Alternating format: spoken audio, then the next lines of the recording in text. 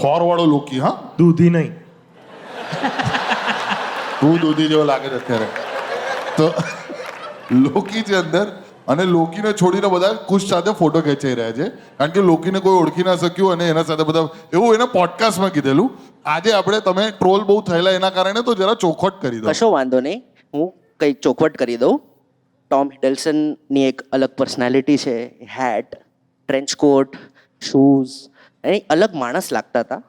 હા, અને એ વીઆઈપી સેક્શનમાં બેઠેલા એટલે રીચેબિલિટી ઓછી હતી.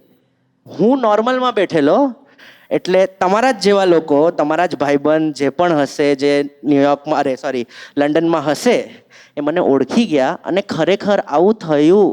અચ્છા, આવું થયું ભાઈ. અને થાય આનું તો તોય ફેમસ છે. પેલાને મેં કોઈ દિવસ નહીં સાંભળ્યું કે લોકી બેટા મસ્તી નહીં, એવું કોઈ નહીં. હા ભાઈ, અગર એના પપ્પા કહેતા જ હતા ને, થોરને થોડી કહેતા હતા એ દર વખતે લોકીને જ, લોકી બેટા મસ્તી નહીં, જો પાછો તું ગાયબ ના થઈ જતો, એ કહેતા હતા. તને ખબર નથી શું એના પપ્પાનું નામ શું? થોરના પપ્પાનું અને લોકી. પણ એમાં જંગર મારવાની વાત શું છે? મારું મગજ અહીં નહીં. ઓડિન. ઓડિન, સન ઓફ ઓડિન. યસ, મને તો ઓડિન ચુનરી એ વાલો. હા, એ ઓડિન છે તે એવેન્જર્સ નો ડોક્ટર હાથી હતો. એટલે ઓડિન બી એના સ્ટેપ ફાધર હતા. એ તો કોઈક પેલા ભૂરિયા દેશથી આવેલો. એ જ તમે જે કીધું તે.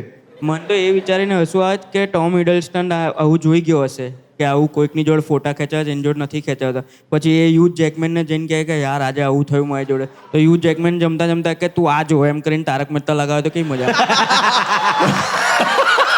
હે કેવું કે મહેતા સાહેબ પાવ ખંજર નીકળે. ભાઈ એના કરતા ગજબ શું થશે ખબર છે? એવેન્જર્સ મૂવીને પ્રમોટ કરવા માટે હમણાં નવી આવડી છે ને, એમાં તારક મહેતામાં બધા જાય ગોકુલધામમાં. ભાઈ ગજબ મજા આવી જાય. બહુ ક્રેઝી થઈ જાય. નિક ફ્યુરી ને અય્યરનું કોમ્બિનેશન જ કેટલું ખતરનાક.